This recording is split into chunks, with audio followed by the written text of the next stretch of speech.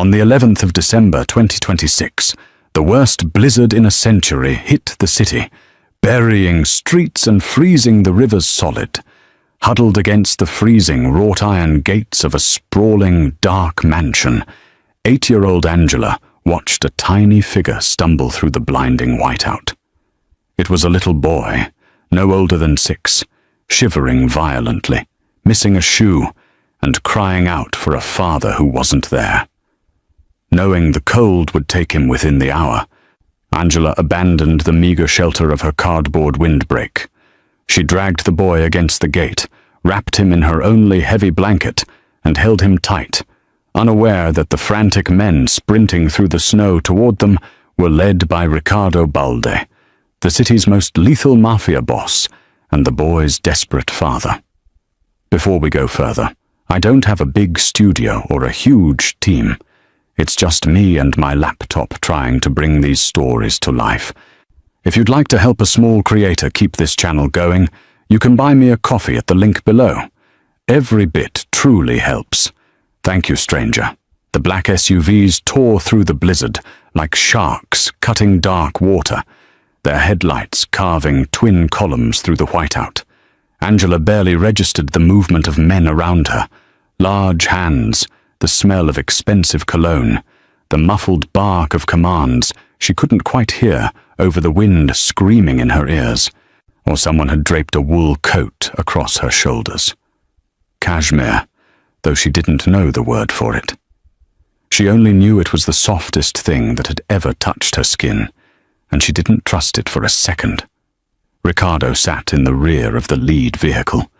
Benjamin pressed against his chest, the boy's fists knotted in his father's dress shirt. He hadn't loosened his grip since the moment Riccardo had lifted him from the snow.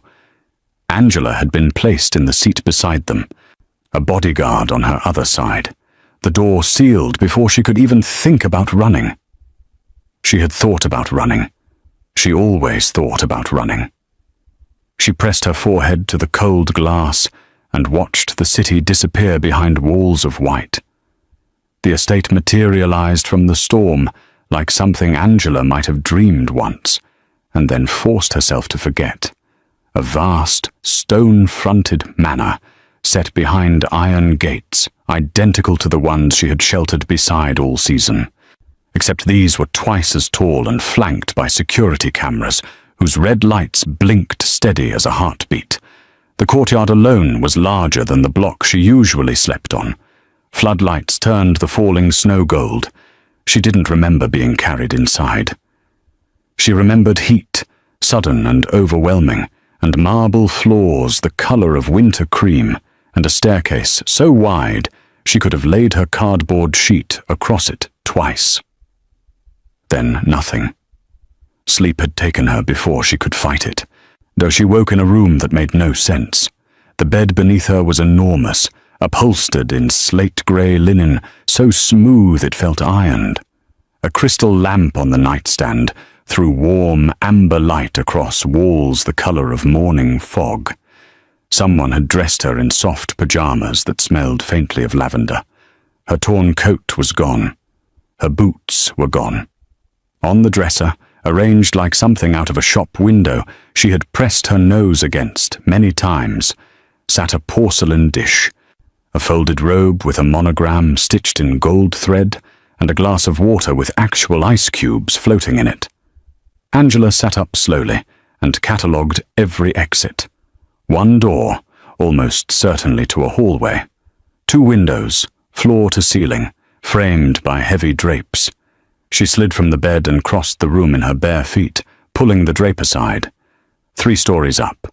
Stone facade below, no ledge worth trusting. She filed it away anyway. The door to the hallway opened onto plush carpet and the distant sound of low voices. She pulled it shut and turned back. There was a second door, narrower. She tried the handle. A walk-in wardrobe, empty except for a few plastic-wrapped garment bags and the ghost of cedar. She stepped inside, pressed her back against the far wall, and stood very still in the dark, measuring the silence. This was what people didn't understand about her. She wasn't searching for a way out because she was ungrateful. She was searching because gratitude had gotten her hurt before. A shelter worker who had smiled that same wide smile. A couple who had taken her in for 11 days before deciding she was too much trouble. Warmth, in Angela's experience, was borrowed.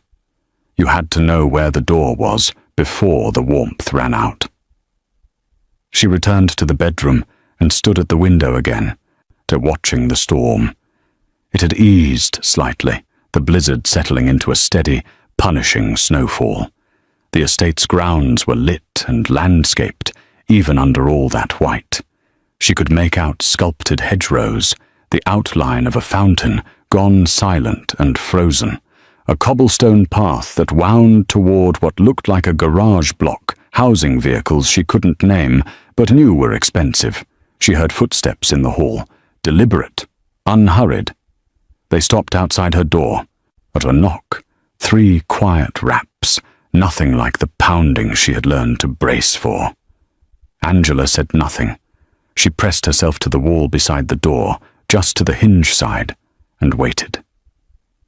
"There is food outside the door." Ricardo's voice was low, careful, the same voice he might use near a wounded animal he did not want to startle. "You don't have to open it. I'll leave it there." Silence. Then the soft sound of something being set on the floor, then footsteps retreating. She waited a full 4 minutes before she cracked the door. On the floor sat a tray, warm soup in a bowl rimmed with gold, a cloth napkin pressed into a perfect fold, and beside it, washed and neatly folded, her blanket, torn edges and all. Angela stared at it for a long moment. Then she picked it up, wrapped it around her shoulders and sat against the wall to eat. The estate had a rhythm to it, and Angela spent the early hours of the morning learning it. Though she had slept in fragments, 90 minutes here, 40 there, the way she always slept, one ear always open. By the time pale grey light began seeping through the heavy drapes, she had already mapped the hallway outside her door, counted 14 steps to the main staircase landing, and identified a service corridor behind a panel that looked like part of the wall. She hadn't gone through it yet. She was saving it. A woman named Dorota brought breakfast at 7. She was broad-shouldered and unhurried, with silver-streaked hair pinned close to her head, and she set the tray on the bedside table without making eye contact, not in the way of someone dismissive, but in the way of someone who understood that direct attention could feel like a threat. The tray held warm rolls, a soft-boiled egg in a porcelain cup monogrammed with a cursive B, fresh orange juice in a crystal glass, and a small pot of honey beside a dish of salted butter. Angela watched Dorota leave, then ate every crumb standing up, facing the door. Benjamin appeared mid-morning, led by the hand by a different member of staff, a quiet young man named Felix, who spoke to the boy in soft tones, and then retreated to the hallway, leaving the 2 children alone. Benjamin walked straight to Angela and sat beside her on the edge of the bed without asking permission. He was wearing miniature navy trousers and a cream sweater that probably cost more than anything Angela had ever touched. His hair had been combed. He still had the eyes of a boy who hadn't slept, ringed faintly violet beneath. But he wasn't crying. He leaned against her arm. She let him. They sat like that for a while, not talking, looking at the snow still falling beyond the window. She heard Ricardo before she saw anything, his voice carried from somewhere below. Not the careful, measured voice from the night before, but something older and harder, stripped of its patience. She told herself not to be curious. Curiosity was how you ended up in the wrong place at the wrong time. She told Benjamin to stay, and she drifted to the door, cracking it open by an inch. The sound rose from the ground floor. She moved to the landing and pressed herself against the carved mahogany balustrade and looked down. Ricardo stood in the center of the main hall, and the man seated across from him in a high-backed chair, Carrara marble floor beneath his feet, a chandelier of hand-blown Venetian glass blazing above his head, was visibly shaking. He was not a small man. That detail registered somewhere in Angela's chest and settled there, cold and specific. She couldn't hear every word. She caught enough. Names, places, a date. The name of a street she recognized, one she had slept near twice last autumn. Ricardo's voice never rose. That, no, she understood immediately, was the most frightening part. Men who shouted were spending something. Men who stayed quiet while someone shook across from them were not spending anything at all. They had reserves she couldn't see the bottom of. Two of his men stood at the room's edges, like furniture that breathed. When Ricardo finally stepped back, adjusted the cuff of his shirt, Brioni, though the label meant nothing to her, only the precision of the fabric, and nodded once, while the two men stepped forward and escorted the shaking man out of the room. Ricardo watched them go. Then he looked up. Not directly at her, slightly to the left, but close enough that Angela pulled back from the railing and flattened herself against the wall, heart hammering, breath tight. She held still for a long count of 10. Then she moved quickly and quietly back down the hall, slipped through her door, and stood inside with her back pressed to it. Benjamin was where she'd left him, rolling one of the decorative brass spheres from the nightstand dish between his small palms, watching it catch light. Angela stood at the window. Her hands were steady because she had trained them to be, but her mind was already running calculations.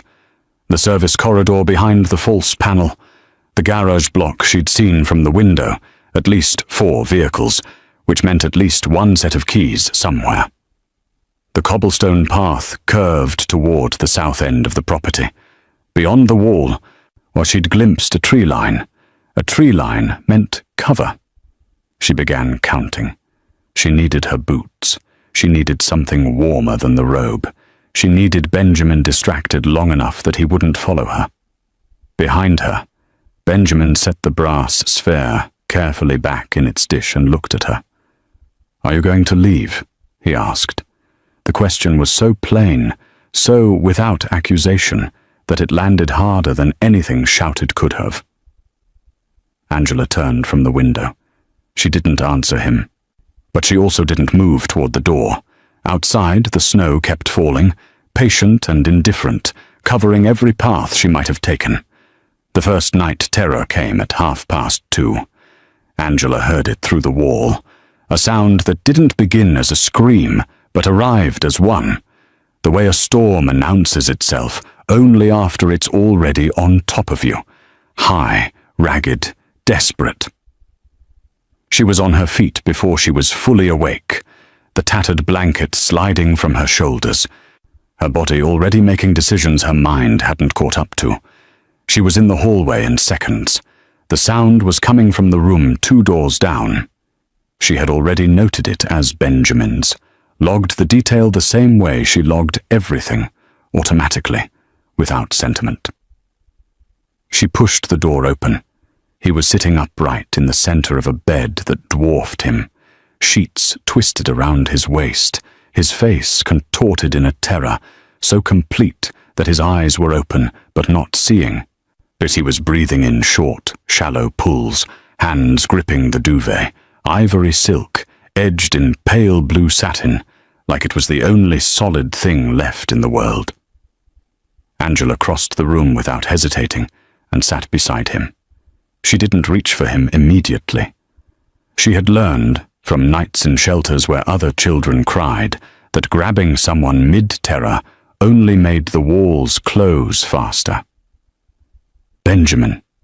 She kept her voice flat and even. "You're in the house. The big house with the gates. You're in your room." His breathing stuttered. "Benjamin." A little firmer. "Count the lights on the ceiling with me." He couldn't, of course.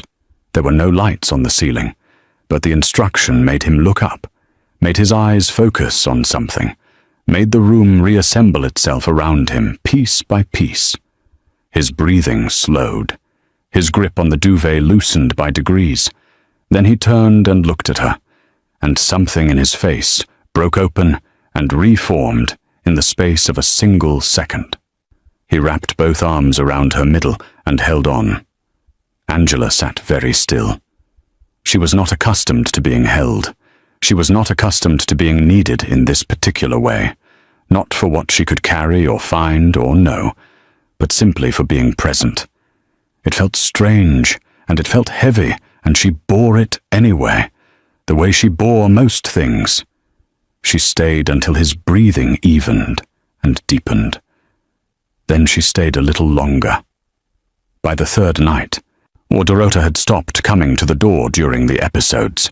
She would appear in the morning with 2 breakfast trays and an expression that said she understood perfectly well how the nights were going, and she would set them both on Benjamin's table without comment. The tray for Angela always included a second cup of the dark, excellent coffee that she had not asked for, but had drunk to the last drop the first time it appeared.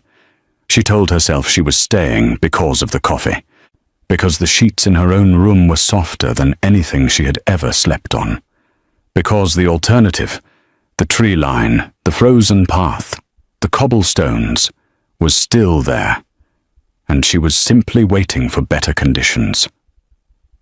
She did not examine this reasoning too closely. Ricardo knew.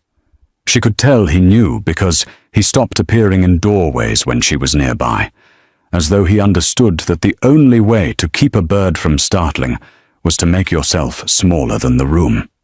She would catch him sometimes, at the far end of the corridor or below in the entrance hall, and he would nod once without approaching and move on. He wore it lightly, that deliberate restraint, the way he wore the charcoal Loro Piana cardigan she had seen him in twice now, as if the effort cost him nothing. It cost him something. She could tell that too. On the 4th night, Benjamin woke screaming, and then, mid-scream, stopped, because she was already there, already seated on the edge of his bed, already talking him back through the ceiling, back through the room, back into his own body. He looked at her afterward with an expression that was entirely too trusting for Angela's comfort. "You came before I even finished," he said, hushed and wondering. "You're loud," she told him. He almost smiled. "Will you sleep here? On the chair?" There was a chair in the corner, a low, wide armchair, upholstered in cognac leather, or the kind of chair that had a name in a catalogue she had never seen. She pulled her blanket from her shoulder and settled into it without answering. Benjamin lay back down and watched her until his eyes closed. Angela stayed awake a long time, listening to the wind move over the estate. She did not calculate the distance to the tree line that night. The packages began appearing on the 5th morning. The first arrived before breakfast, a wide, flat box in heavy cream cardboard, tied with a ribbon the color of dried roses, set outside her door the way the soup tray had been on that first night. Angela stared at it from the doorway for a moment, then stepped over it and went to find Dorota. By the time she returned, a second box had joined the first. Smaller, square, wrapped in paper that had a texture like fabric. She left them both where they sat. Dorota, to her credit, said nothing. She simply set Angela's breakfast tray on the table by the window and withdrew, her soft-soled shoes making no sound on the marble floor. Benjamin appeared after breakfast and looked at the unopened boxes in the hallway with an expression of complete bewilderment. "Those are for you," he said. "I know." "You didn't open them?"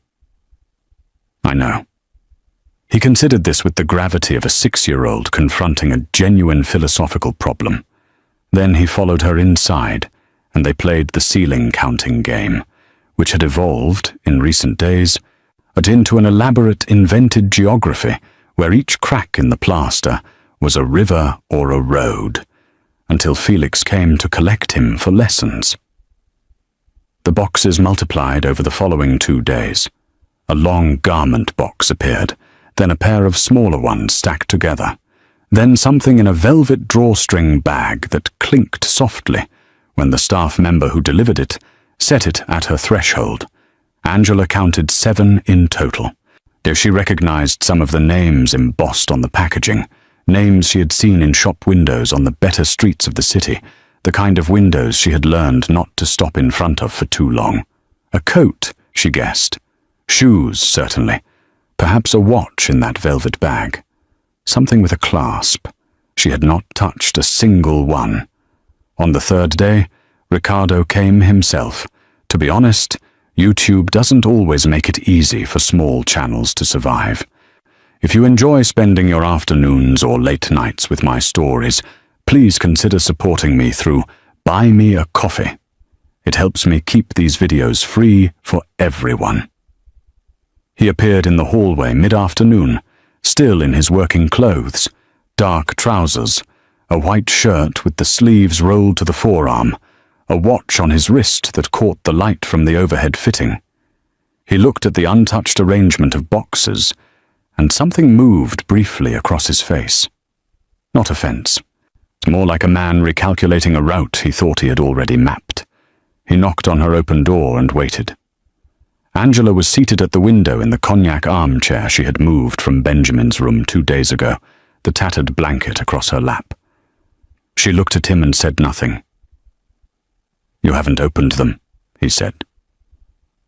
I noticed. He was quiet a moment. She could see him choosing his words with some care, the way she had seen him do that first morning. It was the effort visible only if you were paying close attention. "I thought you might want—" "Where's my blanket?" Ricardo paused. "The one from outside? The one they took when I got here." She kept her voice even. "It wasn't in my room when I woke up. They gave it back eventually, but then it disappeared again after the laundry." She looked at him steadily.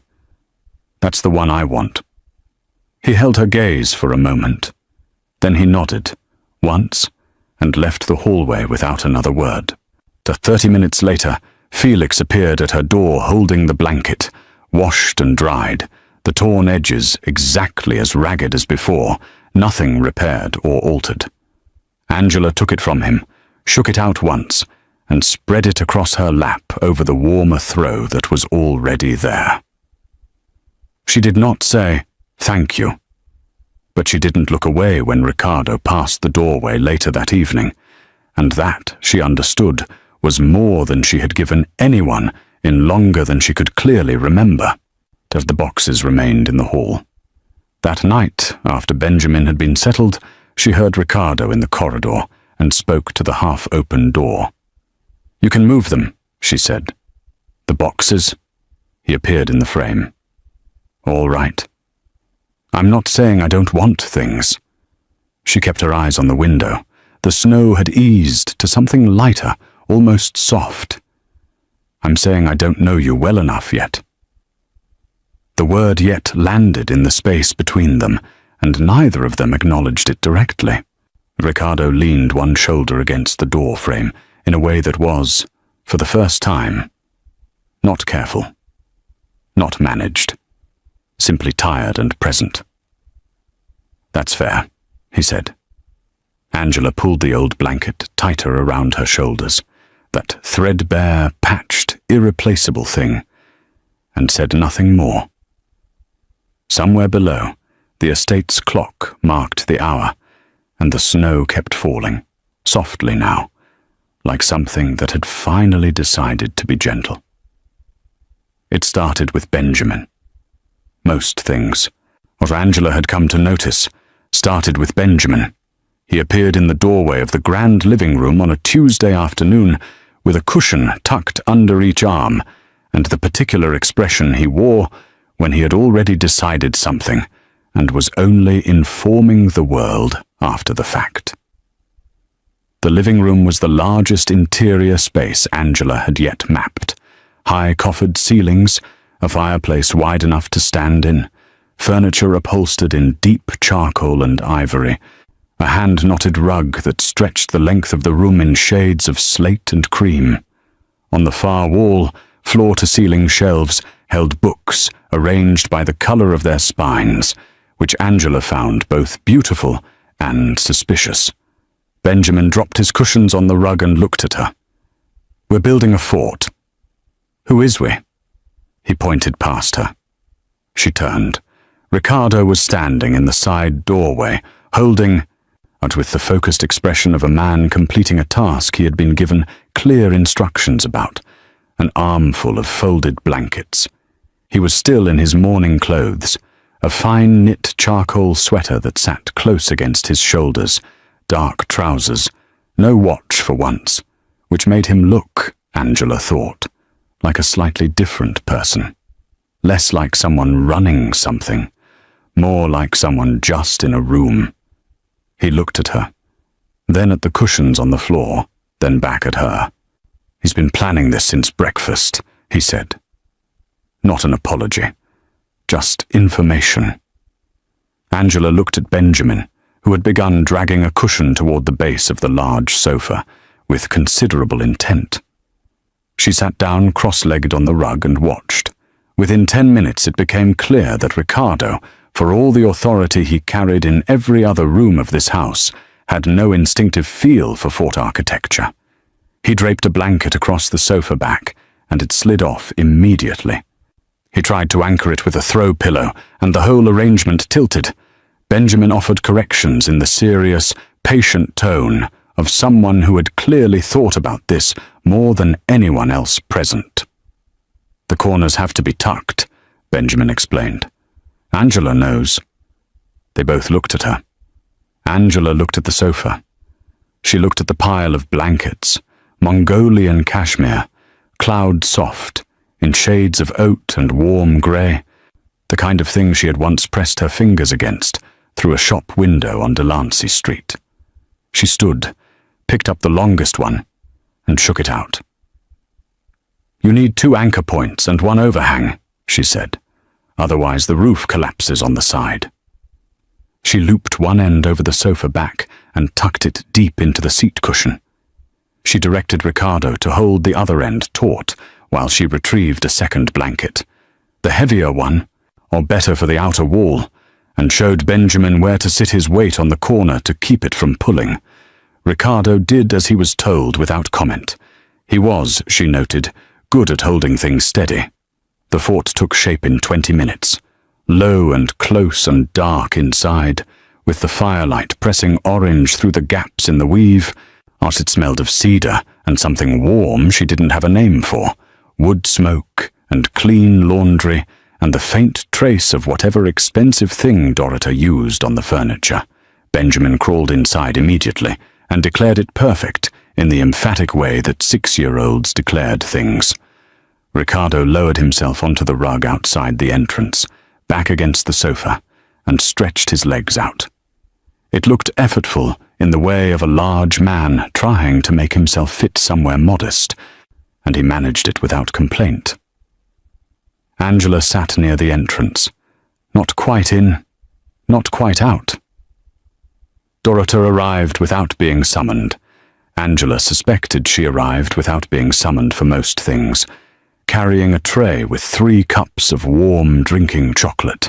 Real chocolate, not the powdered kind Angela had sometimes found behind grocery stores. The cups were bone china, delicate as a held breath. Benjamin reached his arm out through the fort entrance for his cup and pulled it inside, as Angela wrapped both hands around hers. The warmth moved through her palms, up her forearms, into the place in her chest that was usually braced. Ricardo sipped his quietly. The fire shifted and settled. Benjamin began narrating something from inside the fort, a story he was inventing as he spoke, something about a fortress in the mountains, a boy who could talk to snow. Angela looked sideways at Ricardo. He was watching the fort entrance with an expression she had not seen on him before, and something open, something that had put all its weight down and was simply resting. Without planning to, without deciding to, Angela smiled. It lasted only a moment, but it was real, and when she turned back to the firelight, she didn't take it back. The change came quietly, the way most dangerous things did. Angela noticed it first in the guards. She had spent enough time studying the estate's rhythms to know them the way she had once known the rhythms of the street. Which vendor left, which corner at which hour, which doorway stayed dry longest in the rain, which sounds belonged to the night and which ones didn't. The mansion had its own version of all of this. The security rotation ran on a reliable 2-hour cycle. The overnight team arrived at 9 and moved in pairs. There were 4 cameras on the south wall, 2 on the east. No, and one, she had confirmed this from the service corridor, that swept wide enough to cover the garage block gate, but left a narrow blind strip near the old groundskeeper's entrance. She had noted the blind strip 17 days ago. She still hadn't used it. What she noticed now was that the rotation had stretched, not dramatically, 10 minutes, perhaps 15, but enough to create gaps in coverage that hadn't existed before. She clocked it on a Wednesday, then confirmed it Thursday morning. By Thursday evening, she was certain. Something had shifted in the estate's interior as well. Ricardo's study, on the ground floor east wing, had been occupied continuously for the past 2 days. She heard voices through the heavy oak door when she passed, never clearly, always low, occasionally cut with the kind of weighted silence that meant the conversation was going somewhere difficult. Men she hadn't seen before moved through the entrance hall and disappeared into rooms she hadn't been inside. One of them wore a coat she recognized as Ermenegildo Zegna by the cut of its collar. She had seen it on a man who used to walk past her corner every morning on the good side of the city, always with a briefcase, always looking like someone important. The man wearing it here did not look like someone important. He looked like someone delivering something uncomfortable. Yet Dorota maintained her routines with careful precision, trays at the correct times, fires in the correct rooms, not a single detail out of place. But her expression had taken on a particular quality, focused, tightly managed. The expression of someone keeping their hands very busy so their face didn't say too much. Angela said nothing to Benjamin about any of it. He was having a good day, which was its own kind of information, and she didn't want to interrupt it. He had commandeered the low table in the sitting room, adjacent to his bedroom, and was assembling something architectural from a set of polished wooden blocks that had arrived in a lacquered box, a gift from a week ago that he had only just started using. Angela sat nearby with a book she was working her way through slowly, sounding out the longer words in her head, and kept her attention split evenly between the page and the hallway beyond the open door. Ricardo appeared at 4:30. He was dressed as though he had been somewhere formal, a dark suit, a silk tie that had been loosened but not removed, the Patek Philippe on his wrist catching the lamplight as he leaned in the doorframe. He looked at Benjamin's construction project and said something quiet and approving. He looked at Angela, and she met his eyes, and she watched him decide not to say what he had been about to say and replace it with something neutral instead. "Dorota will have dinner ready at 6, he said. Then he moved on, back toward the study. The oak door closed again. Angela set her book face down on the arm of the chair and thought. The loosened tie. The unfamiliar men. The stretched rotation and the covered cameras, and the way Felix had moved this morning with his shoulders held differently, too high, too aware. All of these things were individual. None of them was alone. She rose quietly and went to the window at the end of the corridor.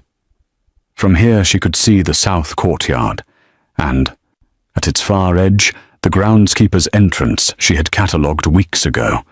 A man was standing near it who had not been there this morning. He was facing the wrong direction to be watching the exterior. He was watching the interior of the estate. Angela stood at the window for a long time. She thought about the service corridor behind the false panel. She thought about the ventilation grate she had discovered on the Upper East Side, or the one that opened over the linen storage room on the floor below. She thought about every route she had mapped across 5 weeks of careful, quiet observation, routes she had intended for herself alone. She was still thinking about them when she went back to sit beside Benjamin, but her reasons had changed completely. The storm came back on a Friday, not the gradual kind that built itself politely over hours, giving the city time to prepare. This one arrived at the tail end of afternoon, like something that had been waiting, sky darkening in 20 minutes, wind picking up so sharply that the tall windows on the east side of the estate trembled in their frames. By 5 o'clock, the grounds were disappearing behind a wall of driven snow that moved horizontally, fast and purposeful, erasing the south courtyard, the frozen fountain, the tree line Angela had once measured her escape against. She watched it come from the corridor window and felt something settle in her chest. Not fear. Something older than fear. The particular alertness she had learned to trust above everything else. She found Benjamin in his room and sat with him through dinner. Dorota brought the trays up without explanation, which was itself an explanation. The fire in the bedroom had been stoked high, the room warm and close, the smell of cedar and wood smoke thick in the air. Benjamin ate without concern, though still narrating the ongoing mythology of his wooden block city, adding new districts and trade routes, and a complicated political arrangement between the blocks of different heights. Angela listened with half her attention, and kept the other half on the hallway. Ricardo had not come up to say good night. At 7:15 she heard it, a sound that didn't belong to the storm, lower than the wind, and deliberate where the wind was not. A compression. Then another, coming from the west side of the ground floor, moving inward. She was on her feet before the third sound. "Benjamin!" She kept her voice the same as always. "We're going to play the quiet game." He looked up from his blocks. He had learned, over the past weeks, to read something in her voice that she kept carefully off her face. He nodded and set the block in his hand down without a word. She took his hand and moved into the corridor. The lights were still on, the estate lit normally, the chandelier at the staircase landing, throwing its familiar warm geometry across the walls. But below, she could hear it now, voices that were not Felix or Dorota, not the measured cadence of Ricardo's security team. Faster, urgent in a way that had no courtesy in it. Then a sound that ended the last of her uncertainty, sharp and brief, coming from the direction of the main hall. Angela moved. She pulled Benjamin past his doorway, past hers, not past the wide end of the corridor where the main staircase opened. She did not go near the staircase, and toward the narrow section of wall that looked exactly like wall, and was not. She pressed the lower left panel the way she had discovered it 5 weeks ago, weight applied at the specific point where the latch was hidden beneath the plaster finish. It swung inward on a dark passage that smelled of old wood and settled dust. Benjamin went in without being asked. She followed and pressed the panel shut behind them. The passage was barely wide enough for an adult to move through sideways, not meant to be found, probably forgotten entirely by everyone currently employed in the estate. Angela had found it, because she had pressed every wall panel in this corridor on her 8th day here. She had walked it twice in the dark, memorizing the distance to the first turn, the low beam that required ducking, but the place where the floor angled down, before leveling into the junction that connected to the linen storage corridor on the floor below. She moved from memory, one hand on the wall, other hand holding Benjamin's. He made no sound. She had not expected him to. Below them, through the walls, the estate was no longer quiet. She could hear movement, multiple sets of feet, not coordinated in the way of the security team, dispersed and searching. A door struck open. Something fell. Voices, too close for comfort, working their way through the ground floor rooms. Ricardo's voice, once powerful and controlled, from somewhere on the west side, then nothing from him again, which told her the layout of the house had done its work and separated the residential wing from whatever was happening where he was. He was cut off. She had already known he might be. She had already made her plans without him. She brought Benjamin to the junction and turned east, moving toward the linen room. Above the storage shelf on the far wall, the ventilation grate opened into a cavity that ran between the floors. Beyond that, the old servants' quarters, empty since she had arrived, untouched, with a door that bolted from the inside with a solid iron slide. A room within a house, within a storm. She had mapped every inch of it. She lifted Benjamin over the shelf first, then followed, pulling the grate quietly back into place behind them. Above the sound of the wind, somewhere far below, where the search continued. Here, in the dark, there was only the sound of two children breathing, steady and alive. Angela pulled her old blanket she had taken to keeping it folded under her arm in the evenings, around Benjamin's shoulders, and settled against the wall to wait. The men reached the residential wing at 8:43. Angela knew because she counted. She had been counting since the first sound, tracking time the way she had once tracked the city's rhythms, not with a clock, but with the steady internal metronome that years of survival had installed in her without asking. She knew how long it took to search a room thoroughly versus how long it took to look inside it. She knew the difference between the footstep of someone moving with purpose and someone moving with uncertainty. The men below were moving with purpose, but they didn't know this house. She did. The servants' quarters sat inside a structural dead space between the east residential wing and the older rear section of the estate.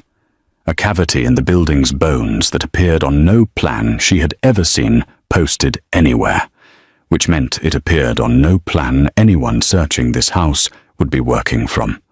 The room itself was small, low-ceilinged, smelling of old linen and undisturbed years. A single cot frame, no mattress, a wooden chair with a split leg, a window shuttered from inside, or that faced the interior courtyard. The bolt on the door was iron and solid, and she had tested it 6 weeks ago, sliding it twice to confirm it moved cleanly. It was bolted now. Benjamin sat on her lap on the floor against the far wall, both of them below the window line, the old blanket wrapped around them both. He had not made a sound since the passage.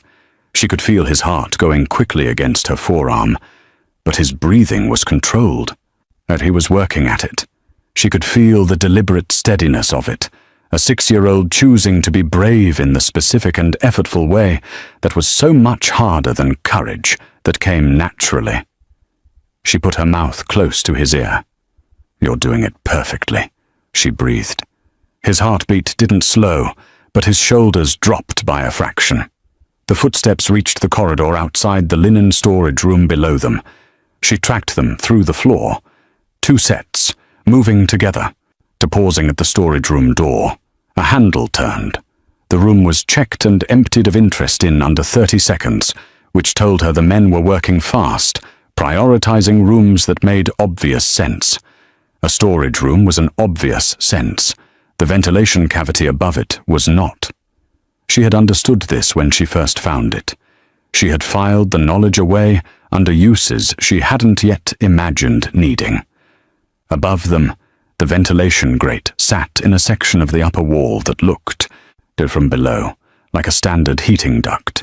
She had pulled it open from inside the cavity by removing 2 screws she'd found already loose. Decades of settling, the house working against its own fittings. She had replaced the screws loosely after passing through, leaving the grate flush to the wall. From below, in a dim corridor, in a hurried search, it was invisible. The footsteps moved on. She tracked them east, then north, then up. They were on the residential floor now. She heard her own bedroom door open, the particular sound of that specific door she had memorized in the first week. And then Benjamin's. Both checked quickly. Both empty. Then the footsteps stopped. A pause, long enough to mean something. A conversation she couldn't hear, conducted in low tones, somewhere in the corridor 40 feet, and 1 concealed passage away. She pressed her back harder against the wall and held Benjamin completely still with 1 arm, not squeezing, just steady, a constant pressure that said she was still there and it was still all right. She thought about Ricardo. She thought about him the way she thought about logistical facts, where he was, what he was moving through, what the layout of the West Side meant for his approach to this wing. She had heard him once, early in the breach, and then the house had swallowed him. He was not cut off because he was losing. She understood that now, in a way she hadn't understood it an hour ago. He was cut off because that was how this house worked. It divided and separated, and held things apart from each other, and the people who knew it moved through it differently from the people who didn't. She and Ricardo both knew this house. The others did not. The footsteps in the corridor began moving again, this time back toward the staircase, receding. She tracked them down, west, then further. Voices now, raised, coming from the direction of the main hall. And underneath them, a heavier sound that moved through the foundation of the building like weather. Ricardo. Benjamin lifted his head. He had heard it too. She pressed her hand gently to his cheek and shook her head once. Not yet. She counted. She tracked. She held the silence around them like a thing she had built herself, which, in every way that mattered, she had. Below, the sounds shifted. The searching voices narrowed and compressed, and then there was a period of noise that she did not try to interpret, only to measure. And then, gradually, like the storm itself finding its ceiling, everything began to quiet. A door. Footsteps she recognized, heavier on the right, a pattern she had logged in the first week. Coming up the staircase, coming east along the corridor, stopping outside the linen storage room below. 3 knocks, spaced exactly. Then Ricardo's voice, close and controlled and pointed like a key at a lock. "No, Angela." She looked at Benjamin. He was already looking at her, his face open and waiting, his whole small body asking the question. She reached up and slid the bolt back in 1 clean motion. Ricardo looked older than he had that morning. It was the first thing Angela noticed when she dropped down from the cavity and into the linen storage room below, that something had shifted in the architecture of his face. Not injury, something interior, or the kind of rearrangement that happened when a person confronted something they could no longer argue with. He checked Benjamin first, both hands on the boy's shoulders, then his face, then his hands. A rapid inventory conducted in silence, professional in its efficiency, except that his jaw was held very tight and his eyes were not professional at all. Benjamin pressed into him, and Ricardo held on in the way he always held on, like the boy was the only fixed point in a room that was trying to move. Then he looked at Angela. She was still holding the blanket. She had held it the entire time, through the passage, through the cavity, through the hours of stillness and counting and waiting. It was draped over one arm now, frayed edges trailing, washed thin from years of use and a month of Dorota's careful laundering. Ricardo looked at it for a moment. Then he looked at her. "You kept him safe," he said. But Angela said nothing. She was watching his face and reading the part he hadn't said yet. He straightened slowly. The Patek Philippe on his wrist caught the corridor light as he moved, that familiar flash. And she thought, not for the first time, about how much of him was assembled from things that announced power, and how far beneath all of it was something that had been trying, for weeks, to announce something else, entirely. "I need to tell you something," he said. He was looking at her directly.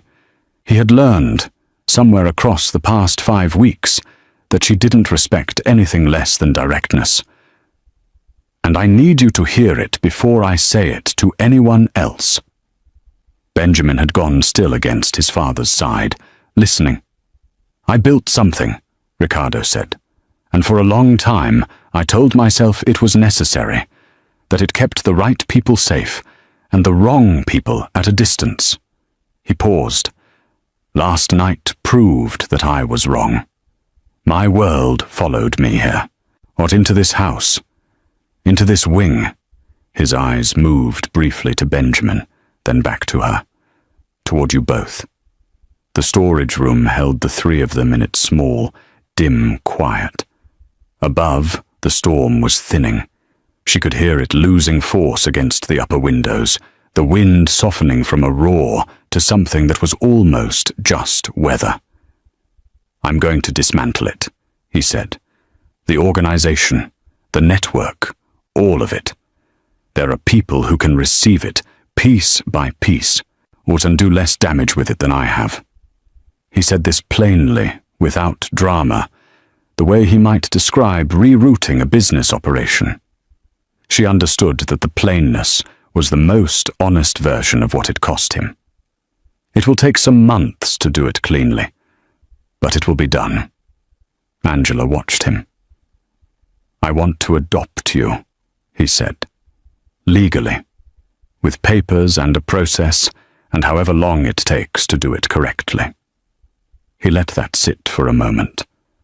"Not because you need managing, or not because you need a roof. You have clearly demonstrated that you can manage yourself and find any roof in any building you choose." The corner of his mouth moved, briefly. "But because this family needs what you already are, and because you deserve to have that in writing." The word family moved through the room like a change in air pressure. Benjamin looked up at his father, and then at Angela with an expression of absolute, uncomplicated hope. Angela looked at her blanket, at its torn edges and its faded patches, and the thin places worn through from the weight of a winter she had survived alone. She thought about the blind strip near the groundskeeper's entrance, about the tree line, about all the routes she had plotted and not taken. She thought about the cognac leather chair, the bone china cup, the ceiling full of invented rivers. "I want my name on the papers," she said. "My real name, Angela." "Yes," Ricardo said, "and I keep the blanket." "I would not suggest otherwise." She looked at him for a long moment, the full inventory she had run on everyone who had ever made her a promise, the assessment she applied without apology. She found what she was looking for, or near enough to it. Not perfection, not certainty. Something more durable than both.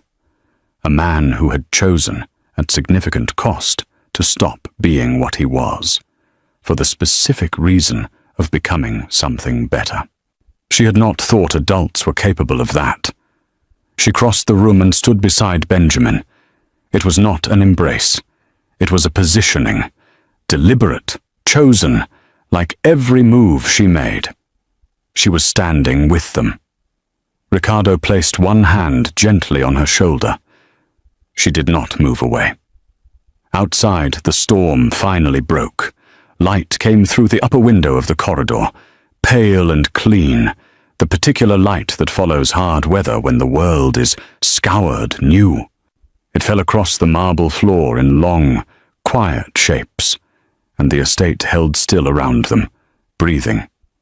Angela looked at the light and felt, for the first time in a life that had been almost entirely without it, the specific and unfamiliar weight of having somewhere to be. She found she could bear it. She found, pulling the old blanket once more around her shoulders, that she didn't want to put it down. The papers were signed on a Thursday in March, but in a lawyer's office on the quiet side of the city, with Benjamin sitting between them on a leather chair too large for either child, swinging his feet and narrating the event for no one in particular. Angela signed her name in full. She had practiced the signature twice in private, so her hand wouldn't hesitate. It didn't. Ricardo sold the estate by summer. Too many rooms, he said, and too many memories built into the walls. They moved to a house with a garden. It was in a neighborhood where the streets were wide and ordinary, and nothing announced itself. Benjamin enrolled in school. Angela did too, a grade ahead of where anyone expected. Ricardo drove them both each morning in a car that was still expensive, but no longer armored. The blanket lived folded on the end of Angela's bed in the new house, within reach but no longer needed for warmth.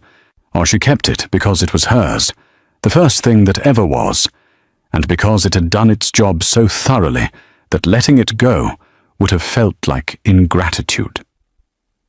She was not, by any measure, ungrateful. She was home. It's 3 a.m., and I'm still at my desk, making sure this story is perfect for you. If these characters touched your heart today, a small coffee would help keep me fueled for the next chapter. The link is in the description. Don't forget to like and subscribe.